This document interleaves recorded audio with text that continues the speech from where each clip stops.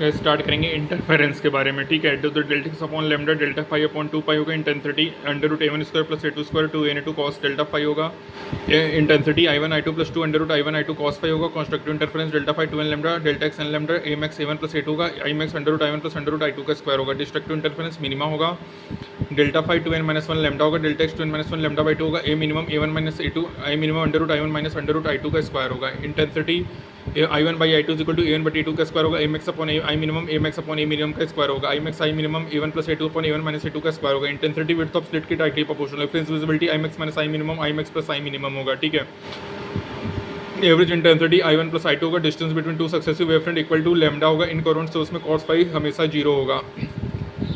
यदि इंटेंसिटी बराबर है तो I resultant 4I0 cos square theta by 2 होगा, I मैक्स 4I0 होगा, I मिनिमम 0 होगा। यदि डिस्टेंस बिटवीन इक्वल होगा तो number of maxima is equal to number of minima 4 into delta X होगा। YDSC में wave nature of light proved होगा interference and diffraction से। इंटरफेरेंस में केवल there is no loss of energy, केवल यहाँ पे एनर्जी का रीडिस्ट्रीब्यूशन होता है। इंटरफेरेंस का मतलब होता है सुपरपोजिशन ऑफ लाइट। डिस्टेंस क्या होगा, n D lambda upon small d nth maxima 2n minus 1 D lambda upon 2d होगा, beta lambda capital D small d होगा, बीटा मीडियम ज़्यादा होगा, beta medium beta air by mu होगा, alpha beta by D lambda upon small d होगा, ये capital D पे depend नहीं करेगा गाइस। और central maxima of white colour होगा, after central maxima reddish colour appear होगा, after few fringes blues colour होंगे, उसके बाद अनक्लियर पैटर्न होगा, फ्रिज विड्थ डिफरेंट होगा, लैम्डा डिफरेंट होगा, beta medium beta air by mu होगा, दो different colour transparent film place होंगे इन फ्रंट ऑफ स्लिट, तो यहाँ पे कोई भी इंटरफेरेंस पैटर्न ऑब्टेंड नहीं होगा स्क्रीन में due to different source frequency. White light source होगा जो कि फाइंड करेगा लोकेशन ऑफ सेंट्रल फ्रिंज को। YDSC में फ्रिंजेस हाइपरबोलिक होंगे, optical path length mu to D होगा, ऑप्टिकल लेंथ में नंबर ऑफ वेव्स क्या होंगे, सेम होंगे।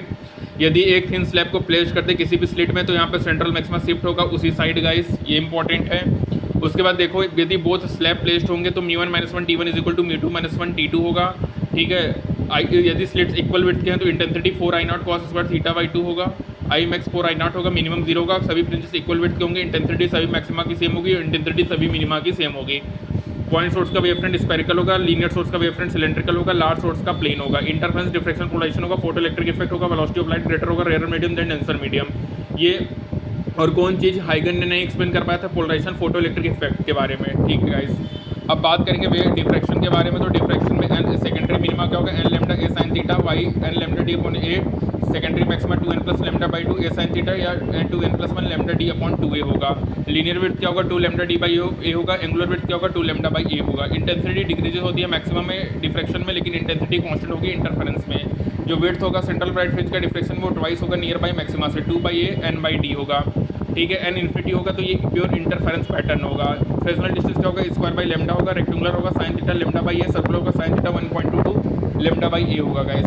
विड्थ क्या होगा, डायरेक्टली प्रोपोर्शनल टू लेमडा होगा गाइस, ये इंपॉर्टेंट है। और अब देखो सबसे इंपॉर्टेंट क्या है कि एक होता है Malus law that is I output is equal to I input cos square theta, एक होता है हमारा ब्रूस्टर लॉ जो कि tan थीटा पी म्यू होगा, that is mu 2 by mu 1 होगा, इसको ब्रूस्टर लॉ कहेंगे गाइस। केवल देखना पोलराइजेशन में ट्रांसवर्स में भी पोलराइज होते हैं, श्योर टेस्ट होता है। एंगल बिटवीन जो होता है plane of vibration and plane of polarisation वो 90 डिग्री होता है गाइस, ये मोस्ट इंपॉर्टेंट है। और ये याद रखिए यदि म्यू 2 ग्रेटर देन म्यू 1 होगा, थीटा पी ग्रेटर देन 45 होगा, ये म्यू 1 ज़्यादा होगा तो थीटा पी लेस देन 45 होगा। अगर आई थीटा पी के बराबर होगा तो रिफ्रैक्टिव पार्शियल पोलराइज होगा, दोनों बराबर होंगे, परपेंडिकुलर टू ईच अदर होंगे, और थीटा पी ज़्यादा होगा तो गाइस क्या होगा, both refracted and reflected partially polarised होंगे, ठीक है। तो याद रखना Malus law I output is equal to I input cos square theta tan theta P mu 2 by V N, that is Brewster law होगा गाइस, ठीक है। और केवल ट्रांसवर्स नेचर ऑफ वेव ही पोलराइज्ड हो सकते हैं गाइस, ठीक है। श्योर टेस्ट क्या है, ये ट्रांसवर्स नेचर ऑफ वेव को बताता है। यहाँ पे प्लेन ऑफ वाइब्रेशन और प्लेन ऑफ पोलराइजेशन के बीच का एंगल 90 डिग्री होगा गाइस, ठीक है। तो यहाँ पे हमारा कंप्लीट होता है वेव ऑप्टिक्स। Thank you.